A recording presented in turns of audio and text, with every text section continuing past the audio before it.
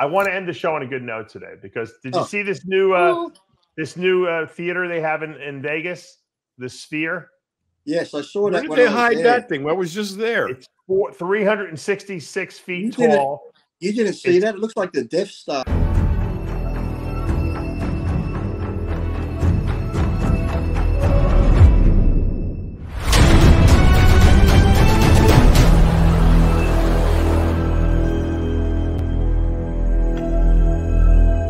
I created Species Nutrition with one mission in mind: to provide bodybuilders and serious athletes with no-nonsense supplements that work. I put my name and reputation on every bottle of Species Nutrition products. If you want to be your absolute best, join the evolution.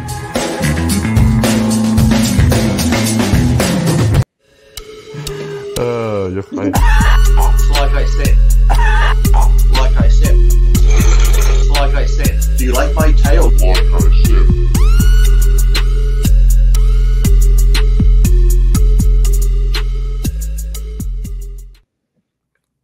And we are back for another live installment of Iron Rage, where Lee Priest has come back from the dead after a balloon trip that went terribly awry. John, I don't know how he came back. Oh, John Romano joining us today too. John, I don't know how Lee made it back, but he perished supposedly on the balloon trip. His balloon crashed, and yet he's still here. I don't know what's going on.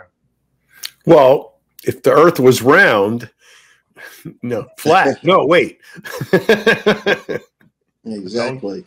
If the Earth was flat, how could the balloon have taken off? I don't know. I went up. I now have something in common with Will Shatner. I went into space. So yeah, well, I don't know anything about this, Lee. So you're going to have to bring me up to speed. How far up did you go? It was my birthday yesterday. Well, technically, I told my wife it's still my birthday today. She goes, "How so?" I said, "Well, I did live in America for 20 years and have a green card, so technically I'm half American. It's the 6th of July in America, so shut up. I'm continuing my birthday throughout today." You are American citizen. I forgot that. You were married. Yeah. And I get a lot of birthday wishes from everyone in America because it's the 6th today, so technically it still feels like my birthday, so I'm running with it. Yeah, but I thought it's my birthday. That's right. The 6th. Holy shit. I forgot to wish you a happy birthday. Holy Me too. Thank you. Look at this 51. Look at that. White don't crack. They just find it in the White House, that white powdery substance. We know it wasn't. I don't think it's Hunter Biden who's doing the cocaine in the White House, John. No, because Hunter cooks it into crack. Yeah, I think they're giving it to Joe Biden so that he can get through fucking his daily, duties. Otherwise, how the hell is the freaking aides are probably snorting railroad lines of that shit because they're having to deal with him. Are you kidding me right now? No, they got to be they got to be telling him, "Here's your medicine, Mr. President." Here's your Alka-Seltzer.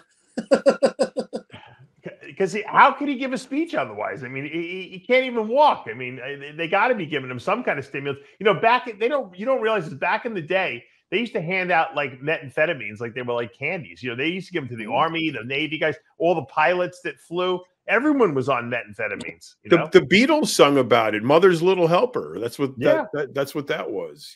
Everyone had a prescription for that. My mother told me. My father told me everyone had, back in the 70s, everyone had a prescription for like stimulants, which they call diet pills, which were basically just stimulants, and Xanax or Valium. One of those. I think it was Valium back then. But what wasn't it? Valium was a downer. Wasn't Darvon the amphetamine? I'm not sure what it was called, but yeah, they had the uppers and downers, and then if you were Bill Cosby, you had the Quaaludes too. Just right. Or 714. You go to the doctors and say, "Give me the Elvis stack." Well, in the 80s, it was real big to do Quaaludes and cocaine, like a speedball.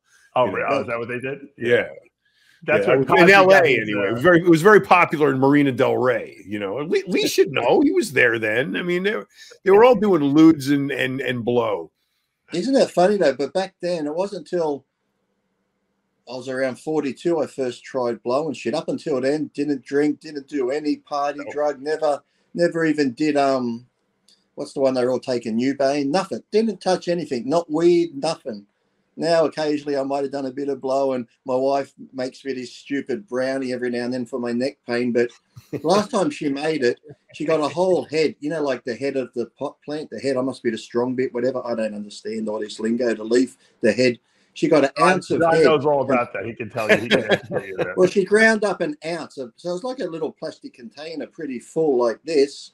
And she put all that into this brownie about this big. So I had one big piece of it. The next thing I'm like, oh, my feet. I don't like this. She goes, how's your neck pain? I said, my neck pain's gone, but I don't like it. I'm floating. I laid in bed.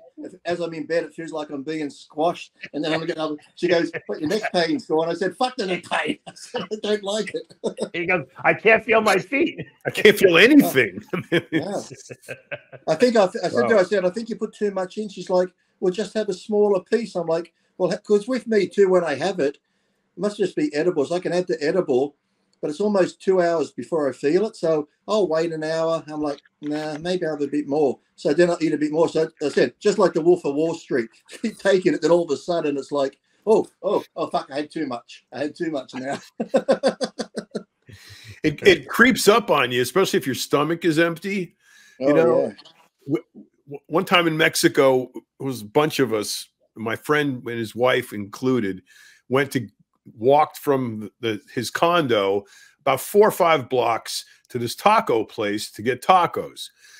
As soon as we were like walking in, right ahead of a bus, a literal bus let out, and everybody in the bus got in front of us and started ordering tacos. So prior to us leaving the condo, we all ate a brownie. My friend's wife, who just thought who just enjoyed the taste, ignorant of the fact of what might happen to her if she took double the amount everybody else took, ate it up brownie. There we are at the taco place waiting for the bus to get all their tacos. You get like 20 people on a bus. They get 8 tacos, 6 tacos each because they're this big down there. And so you're like talking 100-something tacos later. We finally start food. By then it's too late. This girl is lit. She is fucked up. Can't walk, can't stand up. She's drooling. We have to carry her, like, you know, bag up the tacos. We can't eat them there. We're like, my wife and her husband have got, you know, they're in between. She's in between them with the arms slung over their shoulder. Her toes are dragging as they're like walking. That's a normal sight. A normal sight in Mexico, like someone being kidnapped. We're just carrying down the street. This was 10 years ago, so it wasn't that bad. But is it just me that when I do have too much of the pot, I always think there's something wrong with my prostate because I go to piss. And my piss is that slow. I'm just standing there looking at the toilet, and I'm daydreaming for 5 minutes. And I'm like, "Oh, what was I doing? Oh, I was peeing. That was right." You can't feel it down there. You have to be able to feel the area there. I mean, like it's so like I'm thinking. That's what it feels like. It feels like I'm pissing, but I've had a nerve block, and I can't feel anything. I'm just standing there, and it's trickling out.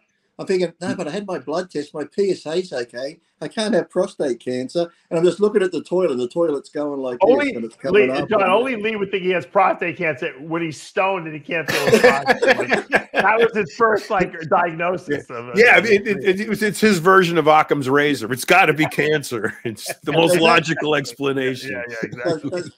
Does having too much make it harder to pee, or does that just affect me that way? No, but you desensitize. You can't feel the area. That was what was happening. I don't know about desensitizing because sex on that shit is retardedly good. Oh, it is? Oh my God. It's, you know, I think that though, John, I see a lot of people who get stoned on a regular basis have a different experience from marijuana than people who never use it and then try it once. Well, eating it and smoking it are 2 entirely different animals. Yeah. So the effect is completely different, and when you eat it, it lasts for like fucking 8 hours. You know. Yeah, but you know, I have friends, and I'm sure you'll like this too. That they could smoke, and they don't even get like hungry from it. Like I did it like once. I think I ate probably like 20,000 calories. I couldn't stop. It was like an insatiable appetite increase. Like I couldn't. I don't even know where the food was going. I don't know how I even got into my stomach. I'm the same because I'll have that brownie at like 3 or 4 in the afternoon. I think if I take it at 3 or 4, by 5, 6, it's kicked in before bed. But then around 5:36, I'm in the kitchen eating chips. I'm eating cereal, Cocoa Pops. I'm eating toast and that. By the time I go to bed, I'm laying there. The next thing, gastric reflux. Oh yeah. Well, John, you probably could eat, you could smoke, and you probably don't even get hungry from it anymore. No, it's interesting how it affects people differently. The majority, and I think it also has to do with the majority of the people smoking weed don't know what strain they're smoking, so they don't know if they're smoking indica or sativa or a hybrid, and so they're really kind of basing their their experience on a blanket high, which is inaccurate. So for me, when I smoke sativa, I am extremely productive, creative. I'm not munching. I'm awake. I'm like very alert, and I can do. I build all kinds of shit when I'm for hours when I'm on that. Now, if I take indica, I turn into a plant. So it just depends. And when I start getting human again, I'll clean the refrigerator out. So I think it depends on the person, and it depends on the strain, and it depends on your. I got an idea, Dave. Thank you for the education. I got an idea, Dave. We'll all have a big brownie, and then we'll go up in the hot air balloon. Well, you didn't finish what happened there. I'm putting his foot. I got his footage here. I got Lee's footage from the balloon. Hold on. Look at that. So which one is Lee's? There's no Superman emblem. No, Lee is taking the footage. I think this is Lee filming from Lee is up in the balloon. Yeah, look how high up he is. He's in one of those, one of the balloons that's similar to that. So now, Lee, where is this? In the Hunter Valley, about 40 minutes from where I live, just up in the country, and was up there as the sun was rising. So I said, you know what? It's my birthday. I'm going to sleep in, not train, just have a relaxing day. I get a text the night before.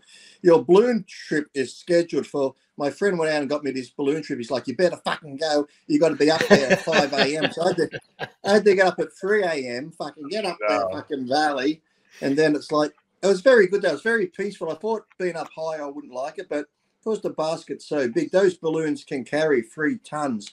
The balloon itself, that's $300,000 just for that balloon. The material. Wow. What does a trip like that cost? What is a ticket for that?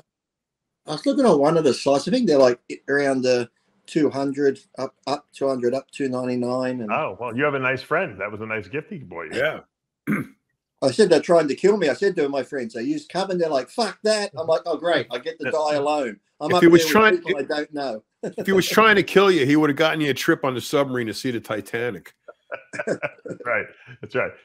We were talking before the show about death, and I said, before my biggest fear when I was going into the hospital to get my heart surgery was that I was going to wake up and I was going to be like, wow, everything's great, and then someone's going to come up to me and say, by the way, you're dead. I'm like, what do you mean I'm dead? I feel great. So when you wake up and see your mum and that, they're like, hi. You're like, no. Yeah. I was afraid of that. I was like, oh shit, I'm going to wake up. I'm going to be fucking dead. I won't even know it. I said, that's like the submarine people. They didn't know that they died in like a split second. Those guys. Yeah, because they reckon people who die on the operating table and that, because even though clinically they say you're dead, they reckon your brain's still firing. You could be having these dreams and that. So when you come back, you remember. But on that sub, their brain would have just been.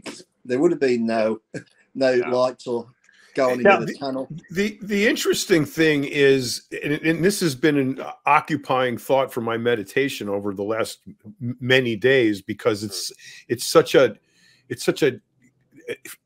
concept. It's to think about. So the brain's ability, the time it takes your brain to register pain is, I think, 12 or 13 milliseconds, and sight, I think, is 7 or 8 milliseconds.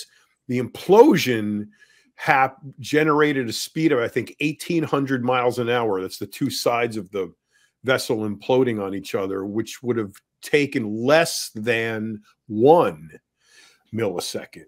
So basically, they were already a cloud of mist diluted and in the ocean before they could know what happened to them. So that it's like the end of The Sopranos, right? That it just went black. Yeah. But the meditative point is, how do you know that? Because in order for you to recognize that it went black, that's a memory. So your brain is squished. So it's like you're assuming your brain, you're not, you know. Yeah, you're assuming your brain is necessary to, you know, to think, but obviously because like when you're going under anesthesia, as you well know, you know you're going under anesthesia. In fact, you're counting backwards. You're anticipating the blackness, and the only reason you know that happened is because you're coming out of it. Right. But if you leave your body and you're dead, your body, brain dead, whatever how you want to define it, your consciousness doesn't stop. So you'll have consciousness, just not in your body. So your brain is not necessary to interpret your consciousness anymore. Their consciousness didn't even have a chance to leave their body. It was that quick. He didn't even have time to get out. I think you pulled it out right before they even died. I think their consciousness. So that's an interesting. Wait, that's an interesting point. So you're saying your consciousness then is a relative power removable from the vessel in which it occupies. Absolutely. But wouldn't that in essence require some form of energy? That's why it lives in us. It's because we power it.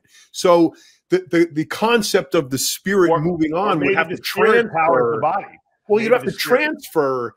You'd have to transfer the consciousness to another power source, to another consciousness. So, what if our consciousness can be in more than one place at a time, and it's just partly in our human body? There's five new fish swimming around the Titanic, going, "How the fuck did we get here? How did I get inside? How did I get inside this fish's body? What the fuck?" You'd be talking. It'd be that quick. You'd be talking. You wouldn't even know. You'd be like, "Oh, this is fun looking out the window." Like you well, actually, now they say all time occurs at the same time. So if it does, then your consciousness can be in multiple places at the same time. Okay, fucking Marvel, fucking DC Comics, multi-universes. Okay. I don't know, man. I think the ending of The Sopranos pretty much sums it up. It's It's lights out. You're done. Yeah. And it's like that fucking other movie I hated. No Country for Older Men, where they're sitting around the table talking, then the screen goes black. I'm like, is that the end of the movie? Somebody died. Right. So how come nobody has made a deal with someone who's dying? Say, okay, look, we're going to figure out how to communicate here if there's an afterlife. Okay, so let's figure this out. Why hasn't anyone done that? I mean, then you got to worry. Then you got to think about these psychics at the lady in Long Island. They did it twice. They did it twice, John. There's 2 documented movies about it. Flatliners, the first movie, then they remade Flatliners again. Only problem documentaries. But in real life, no one is even even that movie where they got in the tub, the altered states, that's it's the same kind of concept. Was that Gary Sinise in that, was it? I believe so. Boy, you're good. He's a good movie buff. He watches everything, John. I thought I see a lot of stuff. He watches way more than me. Yeah. I just pictured Gary Sinise with those electrodes on him laying in the bath. Have you, Lee? Have you seen the new Star Trek series starting up again? No, I haven't. I saw the ad for it, but no, I haven't even. Brave New World. I've been wanting to see. I heard it. It's weird. It's got mixed reports, but then I've heard some people say it hasn't made money. But then I've heard everyone that saw the last Indiana Jones said it's a really good send off. It's a really good movie. Yeah, I want to see it. Yeah, I definitely. They didn't make as much money as they wanted it to, but it's not. But it's not. And I heard the new Transformers. The new Transformers is meant to be good, and so's the Mission Impossible. Now, there's the guy who does crazy stunts, Tom Cruise. I was watching the making of that new Mission Impossible, where he's doing that. It's like hang gliding on the parachute, but they do it really close to the ground at fucking fast speeds. He was doing that, but then that one stunt where he rides the motorbike off the cliff and then he just base jumps. He did that 11 times because he wanted to get it just right. And they got the cameras around him. So when he goes off, he's got to make sure he doesn't go head first into a camera. They've got to follow him as he does it. But 11 times he rode off that cliff just to keep doing that stunt. Yeah, because it was fucking fun. That's why. And he got to do it as many times as he wanted to. I'll be like, you know what? If I did it once and survived, let's not tempt fate. Did you get it? It's an amazing number of times to you got to organize all of that, the helicopters, everything else. I mean, that's a big deal. And then the weather, there's some days there the wind picked up and then the fog came in, and it's just like, oh, we can't do it today. So he must not have a fear of heights, because all of that shit he does is like on the Burj Dubai or the one, whatever that building is, the tallest building. Yeah, the Burj. But he did that too. Remember, on this one, he's on. I just showed you a bit on the thing. He's on a biplane and he's actually holding onto the thing, and he stands on the wing of it, and the plane actually rolls over that while he's holding on to the wing. It's like on that last one too. He's actually when Cruise doing that stuff, was it? Remember that? No, he did the stunt himself. He's hanging on as it turns over. But then remember the one? Yes. Huh? That's the one. He's out of his mind. The one before it, though. Remember, they cable tied him. He had like the cable on him, and he hung on the side of that big military plane when it took off, and he's hanging on the outside of it. That was all done. That was all real. Yeah. But those swinging through the air in Dubai, that was freaking nuts. He did that. Yeah, he did that. I thought he was out of his mind. He got hurt too. He hit the side of the building, right? Oh, when he jumped, broke his ankle. But then he did that also. I forget how long it took him, but that one where he's flying the helicopter through the canyon, that was really him. He learned to fly the helicopter, and they had to follow him. Yeah. Yeah, he'll probably die doing one of these crazy Imagine his insurance company when he says, I'm making a movie. They're like, oh, here we go. Fucking. Because you know what it is? He's Tom Cruise. He can do whatever he wants. And then they worry about him riding a motorcycle during the filming. Yeah. Right.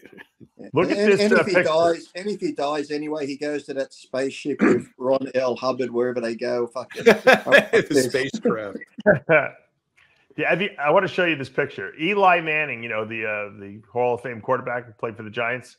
Him and his brother Peyton Manning. Right. That's his. I think that's his son, Arch Manning, was named after the father, Archie Manning. And I guess they took a picture. The son took a picture in the locker room. He's a freshman. Look at this. His son is the second from the right. Damn. I find this very homoerotic. I'm glad that you're getting turned on. Now they asked him. They said, "What So here's Eli on the left, here's Peyton in the middle, and that's Arch Manning, the son. They're like, how come he's so much more muscular and ripped than you? And so Eli's response was, they caught me at a bad angle. Eli's a real he's a funny guy. He's very Eli's like now which is the one that was a kid playing in the yard with Aaron Singerman? Both of them, Eli and Archie Manning. Oh, really? Maybe excuse me, Eli and Peyton Manning. Yeah.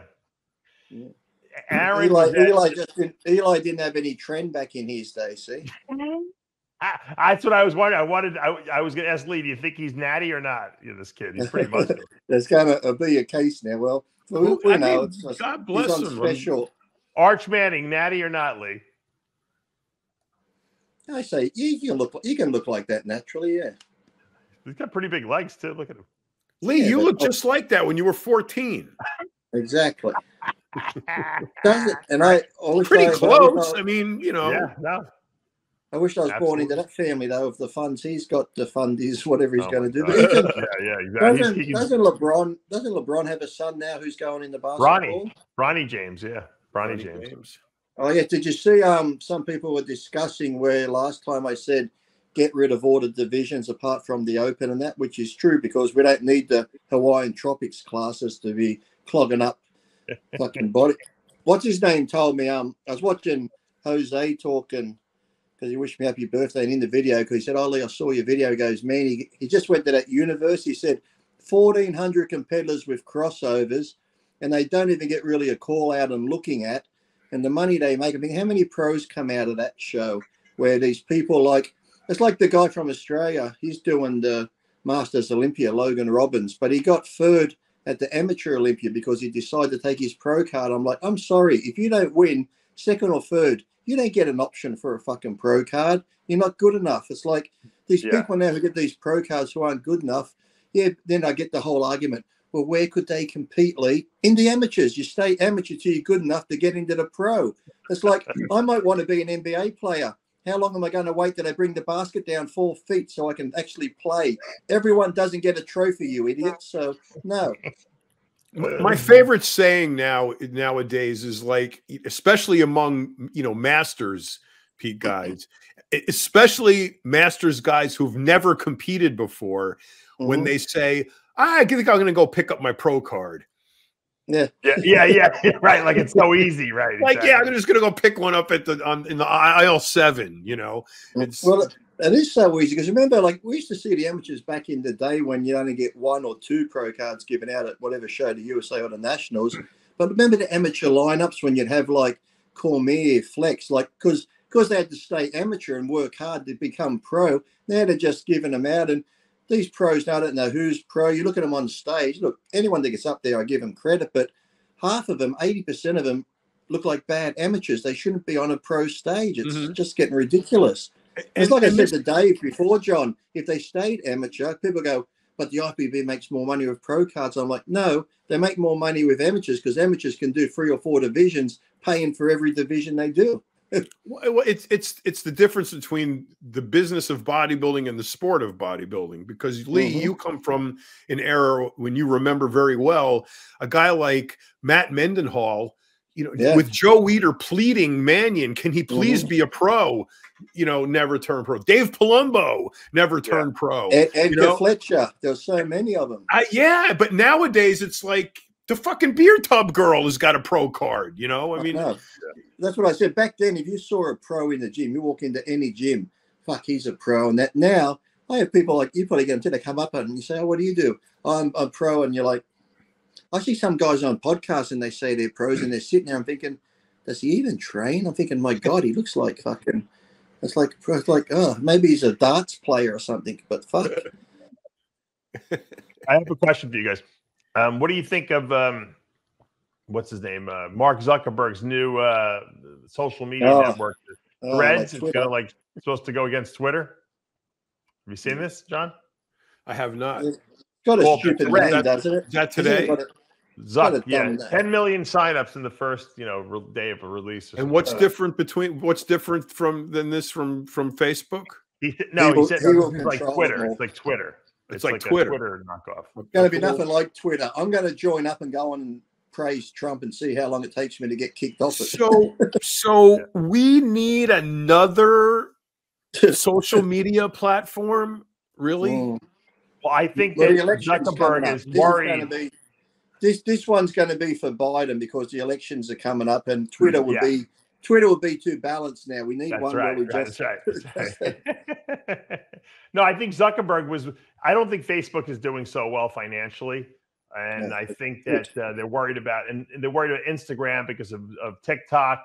And so Zuckerberg figures, you know what, they don't like the Musk because like Lee said, he's too balanced on where he stands. So Zuckerberg is going to launch this Threads thing, and I'm sure the government will like promote it, like, go on Threads instead. Well, this is good. This may very well be the next step in the silent civil war that's going on right now, because social media on that level is 10 times what cable news is. Yeah. So you're going to get a lot more people in one camp and the other, and it just like that line separates the two of them, as will the country. And I think that would be the beginning of it, So look, it's happening anyway. There's no way a liberal is going to change the mind of a conservative and vice versa. Never, ever. I don't even think aliens and earthquakes and meteors and shit is going to do it. I don't think there's John, anything. Don't you have social media fatigue at this point? I know I have social media fatigue. You know why? Because they keep coming out with new ones, like Facebook, Instagram, TikTok, Threads, and Twitter. It's like, and what's the next one? It's like, and then it's like one more place you have to go, check your PMs, put posts up. It's like, it's redundant. It's like, I'm getting to the point, John, where I don't want to post on social media at all because there's too many places to go. And to me, it's not fun. I liked it better when it was one place where everyone went. Now it's like, oh, I'm on TikTok. Oh, I'm on Instagram. Oh, I'm on Threads. I don't want another one. I mean, and that's the worst thing too, because your friends tell you, I'm like, where was that posted? They're like, oh, it's on TikTok, you got to join. It's like, I don't want to join. I don't want to join that one. It's like, no. You know, because I don't want to post in 14 places. It's already a pain in the neck to post in one place or two places. You know, thank God at least you post on Instagram, it'll automatically post to your Facebook. But like, how many places can you fucking check? I mean, it's ludicrous. I'm amazed. Are you amazed, John? Because you probably are like me, that this whole thing with Hunter and the whistleblowers, and they're trying to discredit these whistleblowers from the IRS and everything else, and they're saying we've had this, and they're like, oh, this is just a witch hunt after. I like this one. They said this is just a witch hunt after Hunter Biden, the president's son. They shouldn't be going after family. I'm like, well, isn't that the pot calling the kettle black? When you went after Trump's son, his son-in-law, his daughter, it's like, my God. But you know what's interesting? In the glass house, it shouldn't throw stones. It's the old saying. Absolutely. But you know what, Lee? I know you've been following this. Dave probably doesn't give a shit. But the investigation thus far by Comer and the various committees that are involved have done a really good job of finding a money trail from other countries, adversarial countries for that matter, to a network of shell corporations controlled and or owned by the Bidens or Biden associates that subsequently funneled money to other companies that were subsequently paying various Biden family members. They've done a really good job of mapping all that out, finding out how much is owed in taxes, what was taxable, what wasn't, how much money came in. What they haven't done, which I wish they would do, because it would put the nails in the coffin, if they could identify policy change, U.S. policy change that would coincide with a payment or a gift or a favor done by these people, you know, done by the representatives of the adversarial countries for the Biden. So if they're paying the money, where's the quid pro quo? What did they spend the money on? They spent the money on policy change. So what policy change coincided with the payments? That's what still has not been investigated, and that will pretty much be the smoking gun if they can figure that out, because you'd have the complete circle. You'd have payoff. I had that one. Remember that one where they won't even bring it up. Remember where he's just sitting there and he's saying about that Ukrainian prosecutor, if he doesn't drop this thing and blah blah blah, he's not getting the funding, and all of a sudden he drops it. And they give him the funding. They actually got that on video, him saying that. So, and that's but the other side is saying, well, that guy was corrupt, and we were doing the, you know, there's so much spin on that. What really matters, what really matters is if you can associate those phone calls with tape recordings that indicate a bribe was made, with the actual following through of not only the payment, but the actual action, like what the payment was for. So that would be for some sort of policy change that benefited the CFC or the other corporations involved in other countries, you know, Romania, China, Ukraine. So China specifically. So yeah, I mean, if they could show some, you know, fungible product in the form of a favor or a policy change that coincided with those payments, is when you would have, you complete the circle. Was what I'm saying. The money from China, though, was for his paintings. They loved his artwork. Remember. That's only some of it, though. The paintings are relatively recently. This goes back. Look on Dave's face when we talk politics. He's like, oh.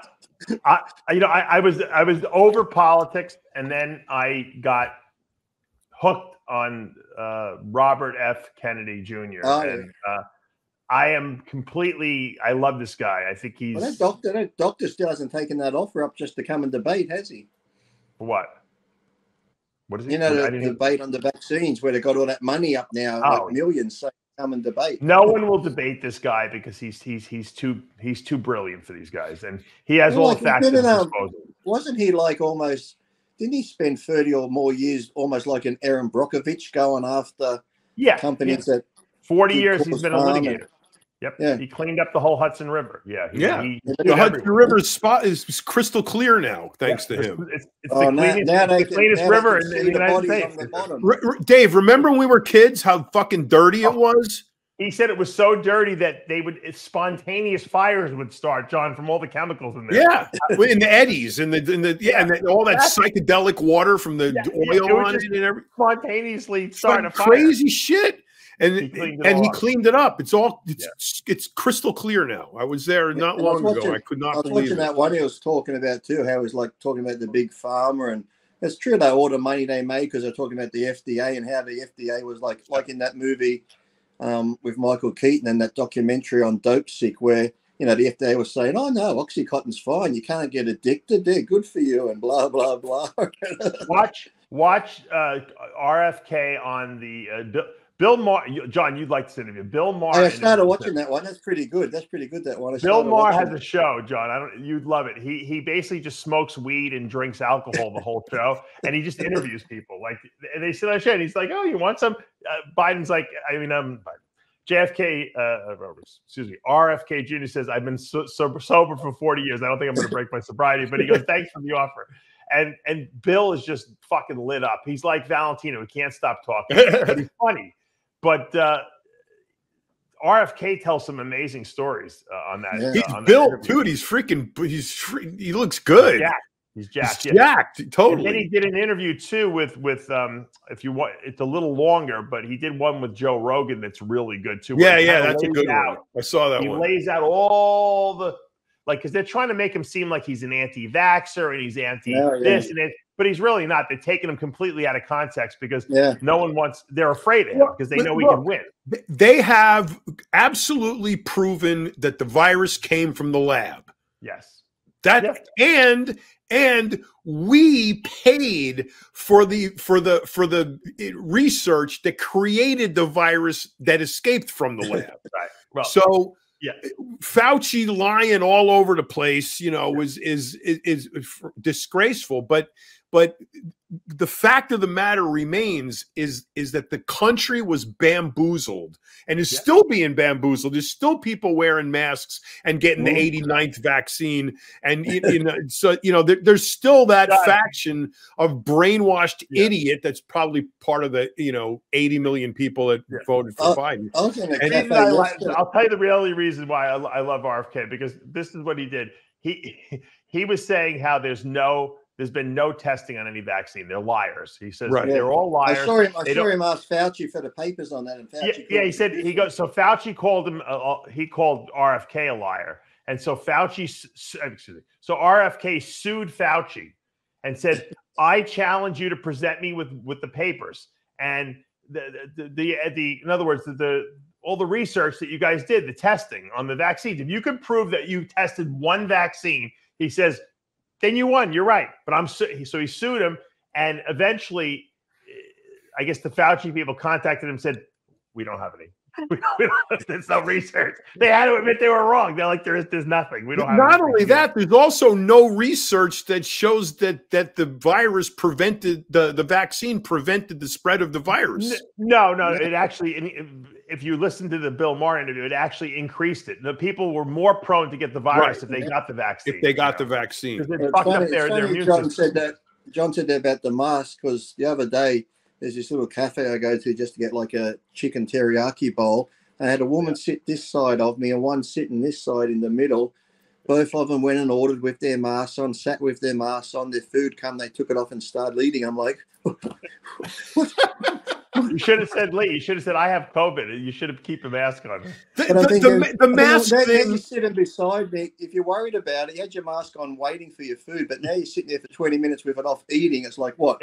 The virus knows you're eating, so it goes, "Okay, guys, don't attack. The mask thing is so comical when you look back on it, because I was watching a video of a motorcycle factory tour, and it was a 3-year-old video. It was like 21 or 22, 21, or 20 or 21 when the mask thing was all like going crazy.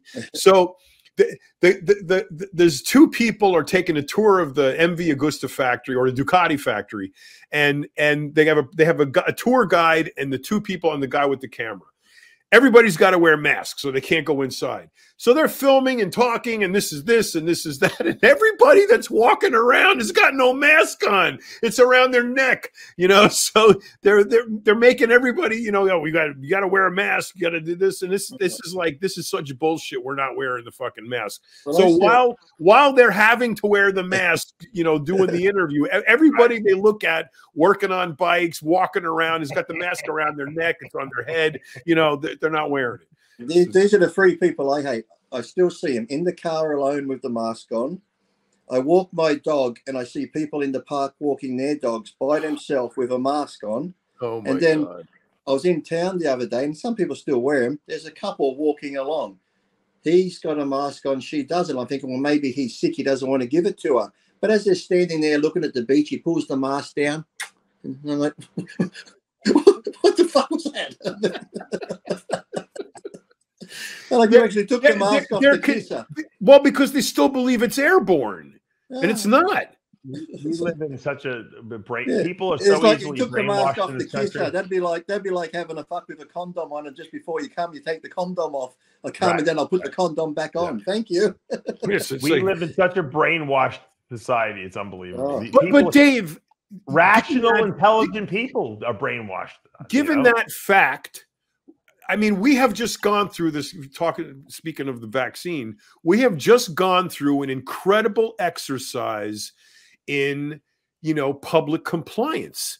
Mm-hmm. So they have proven that if you scare people enough, they will do whatever you say. Yep. So, I mean, we got to a point where if Fauci said, "Stand on one leg in the corner, jump up and down, and bark like a dog," everybody would have done it. You know, and that's the thing. I think that's all it was just a test in how far could they push us and control us. And it's like you said, you would actually see normal people who you thought were normal yelling at other people. You don't have a mask on. You're killing us. You're doing this. I'm thinking, oh my God. It's pretty much when they interviewed this woman. Oh, she's like a Holocaust survivor, one of the few that survived, and they brought up the vaccine and the mask with her. And she goes, it's funny. She goes, I've sort of seen this before. And like, what are you talking about? She goes, well, back when we had Hitler and that put us in the camps, they always said, how did you let it get to this point? And she goes, well, it wasn't like we were just here one day and here the next.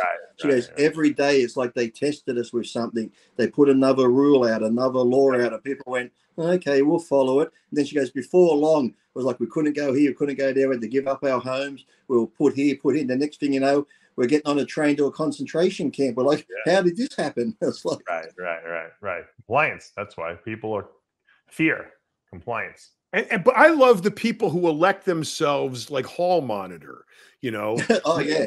You know, I got off the airplane once. I forgot where I was. And I didn't have a mask on. And I'm like, you know, fumbling around with my shit. And this lady calls me a selfish son of a bitch. Big fat lady. Big fat. Like this fat with a what are you know those canes that got the little 4 legs at the end of it, you know, that stands up by itself. Yeah, well, she's got that cane and she's 100,000 pounds. And she calls me a selfish son of a bitch or something. You know like what that. it was. You know and what I it said, was, John. You had what you are, John. What you are. But that's besides the what point. It was, John. She saw you eating. She saw you eating a packet of chips. You'll appreciate this, Lee. So my response is, I'm a selfish son of a bitch. You're 180 pounds overweight. You can't fucking walk. You're soaking the medical industry for hundreds of thousands of dollars because you can't fucking pay your own bills. And you keep fucking eating, and I'm the one who's a selfish son of a bitch. Go fuck yourself. She's like, head down there. There's no need to be logical here. Well, the funny thing is you watch the bewilderment, you know, spread over their face, like, oh, somebody actually had the balls. You know what? John, that is why. John was on the plane, Dave, eating chips. If anyone could relate to what you're saying or Lee's saying and I'm saying here, you'd be crazy not to vote for this RFK Jr. guy. He's the only guy of all the candidates who actually has a logical, fact-based opinion that says all this shit is bullshit. In other words, it's not just Trump saying, oh, it's bullshit. He actually can show you the facts. And it is for that exact... Right. He but can Dave, litigate. it's for that exact reason that he will be vilified, ganged up on, piled up on, maybe dragged. Look what they did to Trump. They're going to do the exact same thing. I hope they don't kill him like they did his father. They probably will and make it 3 in a row or whatever. But I'm telling you, this is the only guy who can save this country, John. I think John was a bit hard on that lady because what it was, John, if you had looked on the plane, you were sitting here. She was sitting 1 row behind you, and she saw you eating your snacks, and you didn't offer her any. That's why you're selfish. That's why it was so selfish. Yes. Right. You're right, Lee. You thought it was the mask. She was talking about the nibblies. You didn't turn around and go, would you like some? No, she told me to put it on. Starving. No. She told me to put it on. You wouldn't share your peanuts with her, you know. I shouldn't share my penis with her? Hell no. Peanuts. You know what I always found amazing? You get on an airplane. Jeremy to get past the fat.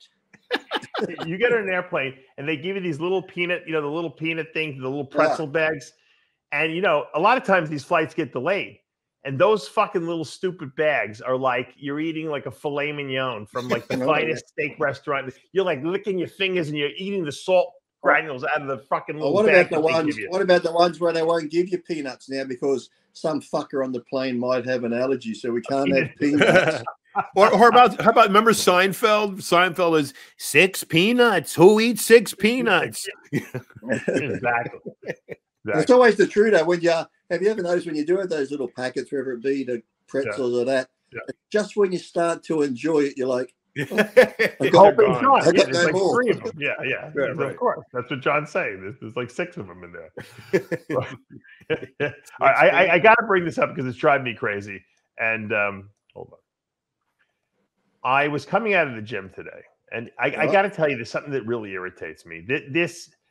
And I know it's good for America, and I know that it's something that we need electric cars. I think these Tesla cars are so ugly looking, and that's a good picture of one.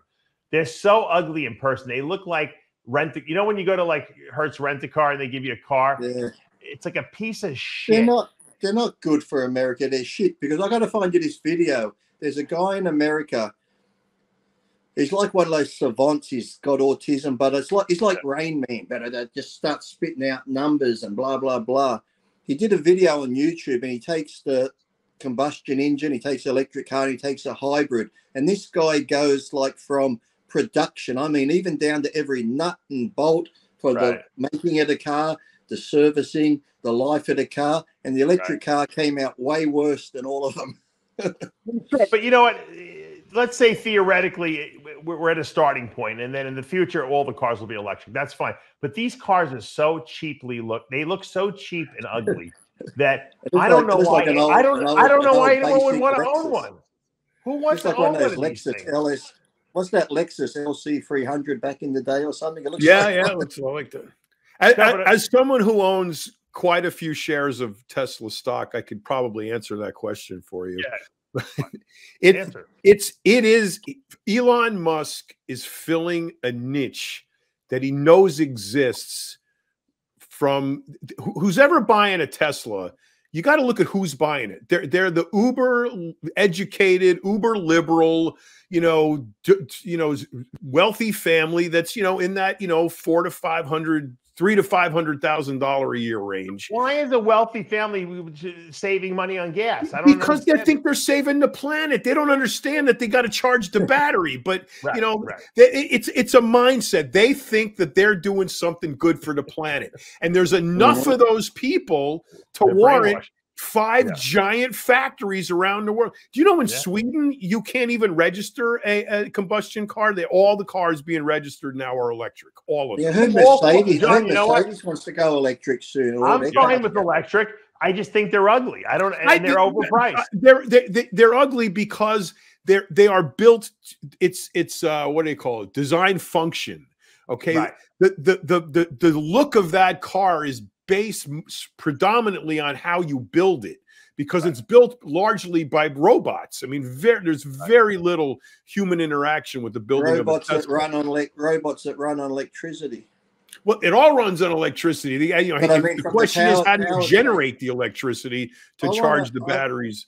I got to take a photo of where I park on Sundays. We go into town, we park all our petrol engines in front of this pie shop and that. but right beside it's a big car park, and it's got like these huge solar panel awnings. So in come all the fucking wankers in their electric cars, plugging them in, thinking they're doing good for the environment. They look at our cars like, oh, they're fucking V8s. Oh. But it's like, I spoke to one of the council guys there. We're just talking. I said, well, I guess it's okay. At least it's not coming off the grid. You got the solar panels. He goes, I'll let you in on a secret. He goes, those solar panels aren't charging the cars. They're actually being charged from the grid, from the power stations. They're for the lights in the park and that. They're like these huge panels. I'm going to take a photo. So everyone's parking under the solar panels thinking they're getting the power from there, but it's coming from the power stations, the coal-burning power stations. And Musk is smart enough. Well, there's other electric car manufacturers, but they don't even, all of them together don't even equal a fraction of what Tesla does. But he's like the Model T, John. What's that? He's doing for electric cars what Ford did for the, for regular cars, the Model T. Well, Henry Ford's contribution was the assembly line, that he was able to mass produce those cars at a very cheap price. Yeah. And that's what got them in the hands of the masses. Musk is doing it the opposite way. He's coming out with a very expensive niche, vehicle, but it is definitely being produced, in a novel way. But Lee is absolutely, completely, 100% right.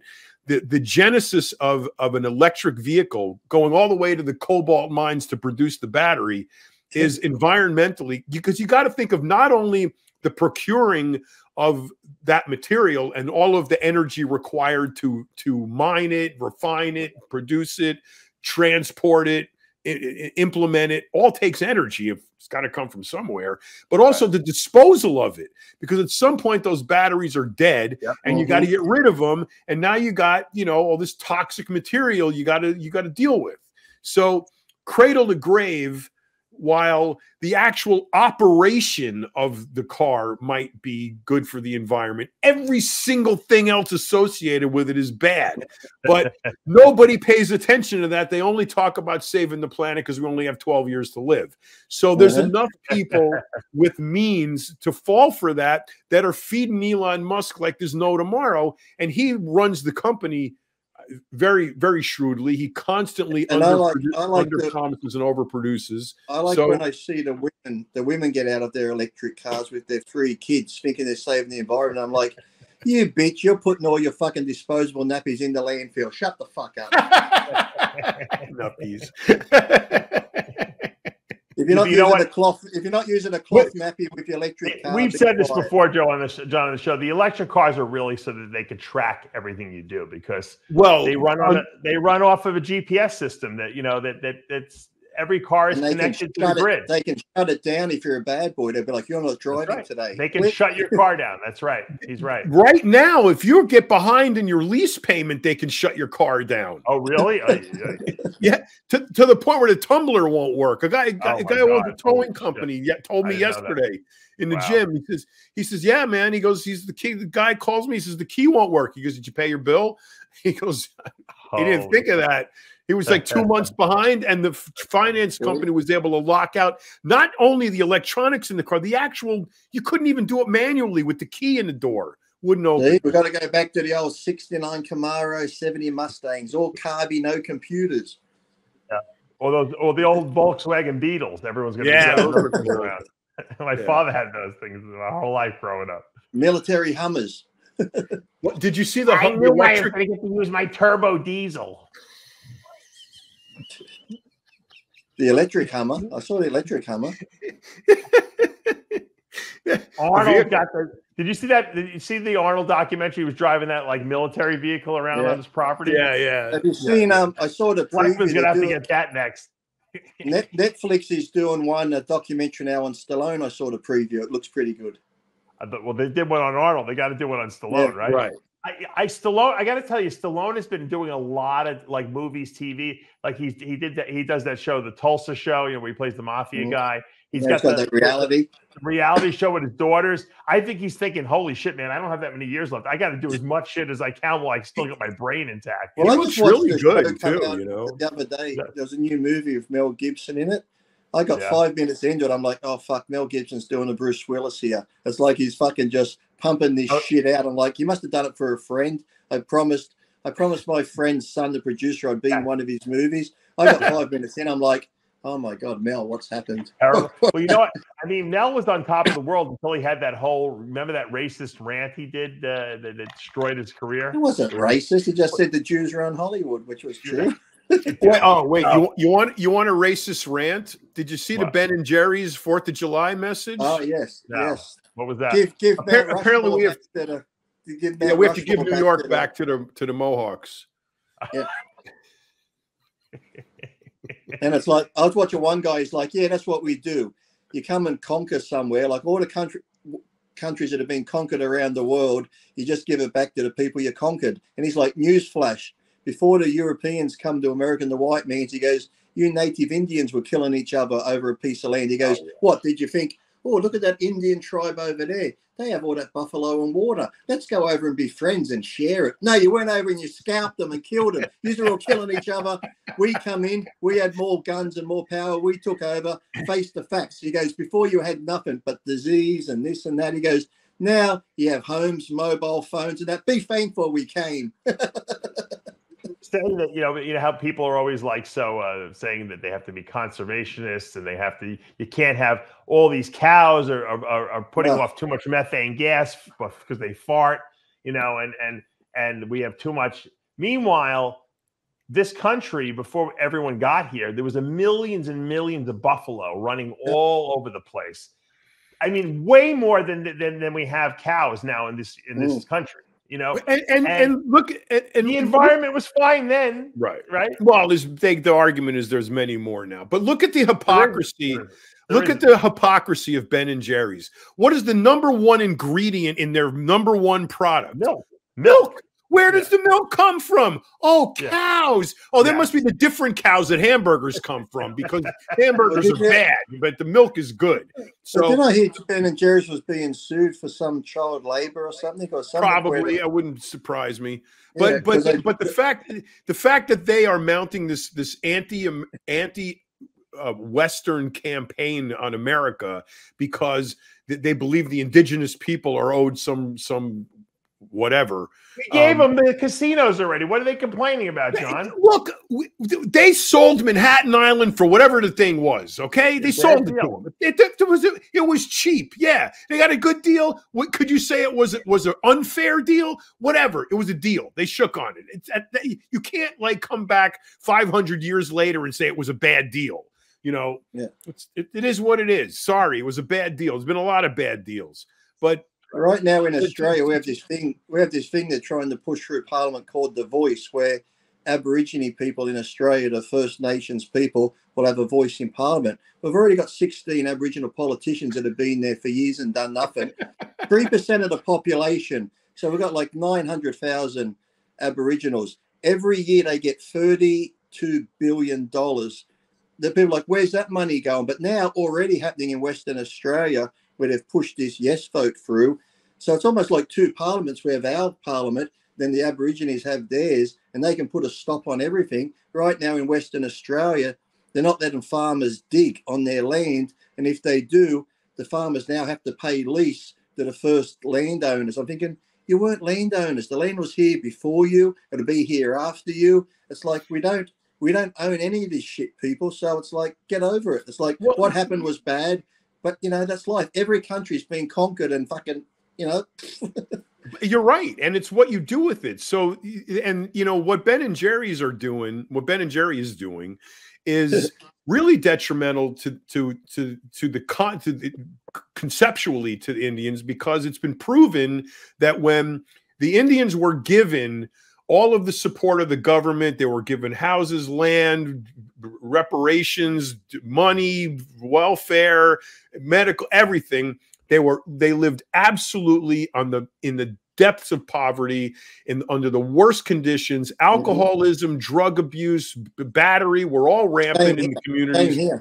And then on the other, for the Indians that they didn't give all that shit to, that everybody had to own land and work like everybody else, is when you have beautiful gated communities and beautiful homes and thriving businesses, because they were and they were enabled to do what they needed to do as, you know, productive, sadly, citizens. So what Ben and Jerry's are saying is reparations to the Indians, give them back, you know, go do all that stuff so we can do what the government does for anybody on a reservation, which is make them live in abject poverty.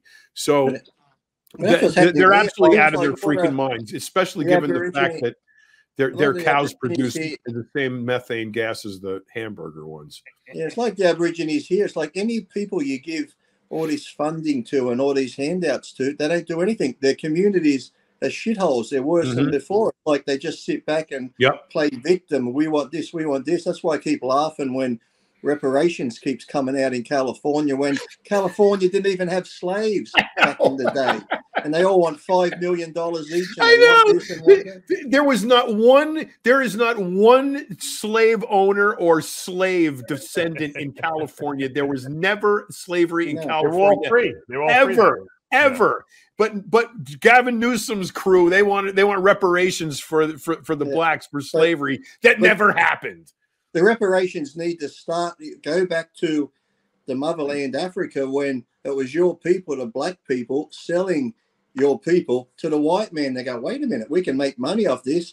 And they knew where they were going to be slaves, but they keep selling them. So it's like you can't get mad. When the slave ships came to Africa, the beaches were already lined with cages with men in them. So they were ready for them. All they had to do was pick them up. And it's like before, again, and then you have Africa. Terrible people, you know, and it goes both. It's on both sides. You know what I mean? People will do anything for money. That's really it. But I want to end the show on a good. I want to end the show on a good note today because did you see this new theater they have in Vegas, the Sphere? Yes, I saw that. Where did they hide that thing? What was just there? It's 366 feet tall. You didn't see that? It looks like the Death Star. You haven't seen it? Yes. It cost $2 billion to make this thing. It's a theater inside, and it can change colors and stuff like that. Wow. It's the biggest LED screen in the world. Yeah, it's crazy. I'm surprised you didn't see it. You can see it sitting there. During the day when it's black, it looks like the Death Star just sitting there. Vegas has some of the most amazing attractions in the world. I was talking to Troy Moore on the phone today. He said it's crazy looking in person, this thing. He goes, it's so real. And there's the Earth. Don't let Jimmy see that. There's the Earth. Look. Yeah. I guarantee you that the people in Dubai are going to see this thing, and they're going to have to make one double the size of this thing in Dubai now. You'll see. Double. They'll double the size of this. They'll probably make it. They'll make it into a building. This thing. It'll be like the size of the moon, probably. Look at that eye. Look how sick. Oh my God! Look at that. Look at the definition of that. It's crazy. Insane. I know. Wow. Imagine having that's where they should have the Olympia inside of that. That was my next thing. I was going to say they should do the Olympia there. It'd probably cost a fortune. And have a broadcast on the outside. Imagine having the bodybuilders' images on the outside of that. Oh, that would be would be insane. I got to talk to Dan about that. Yeah. I'm sure it's a fortune. No, he's going to do it in Orlando this year, though, right?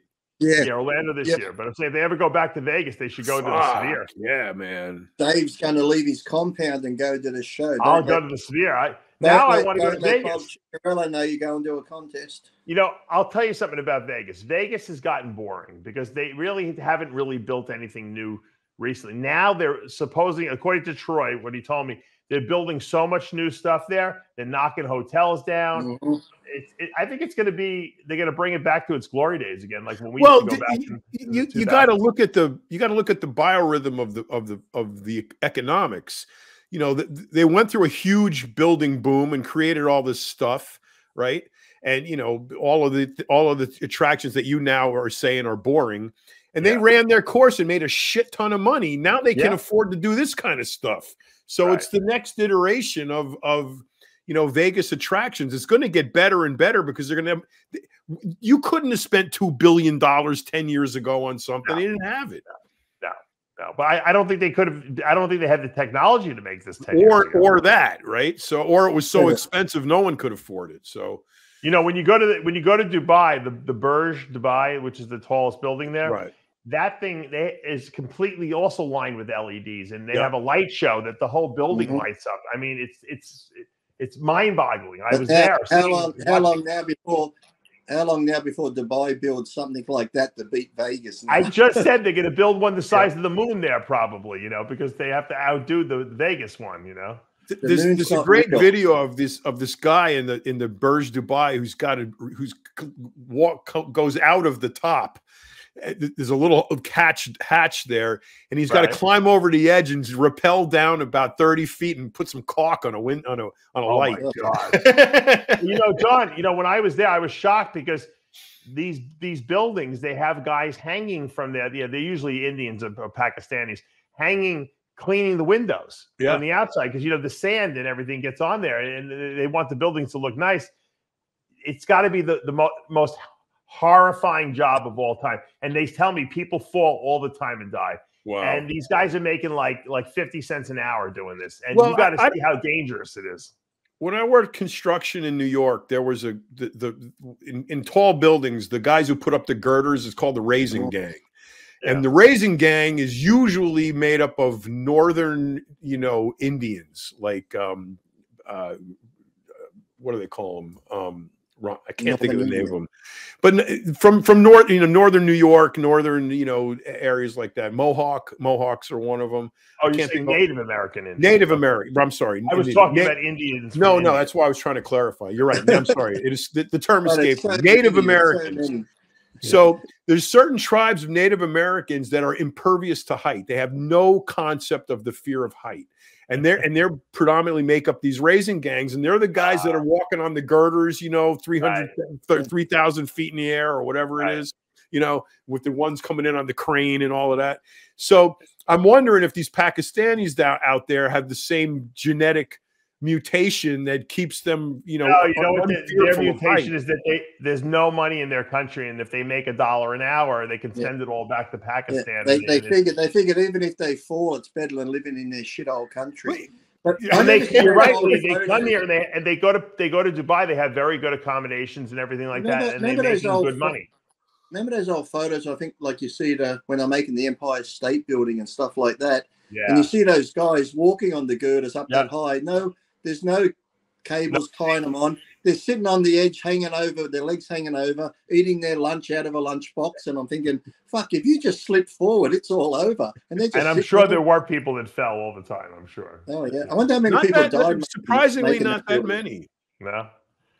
That had to be scary as shit. But anyway, John, thank you for joining us today. I thought the conversation was very interesting. And Lee, don't do any skydiving. The balloon is enough, okay? Please, don't jump out of any airplanes. I don't want to have to do another if I do, I'm going to, like I said, I'm going to do it in my Superman suit. But I'm going to give people a heads up right now. If I skydive, I'll do it in my Superman suit. If I do die and people go, well, he died how he wanted to die in his Superman suit flying through the air. I want to give you a heads up now. That is not how I want to fucking die in my Superman suit, crashing into the ground, okay? And I'll not be peaceful. I'll be scared shitless, screaming the whole way as I see my head plowing into the earth. So do not think for 1 minute that is how I wanted to go out. Okay, thank you. I think that the YouTube people who run YouTube might actually, sabotage, your plane or your parachute. You better watch out, Lee. They don't like you over here. That'll be the one video where I'm falling to earth, saying every swear word possible. They'll leave that one up. They go, finally, he's dead. Thank God we finally got rid of this fucking guy. Yeah, exactly. And on that note, I'm going to say farewell today. Thank you for joining us. Of course, I'm Dave Palumbo with John Romano and Lee Priest. We'll see you again next week. Bye, guys.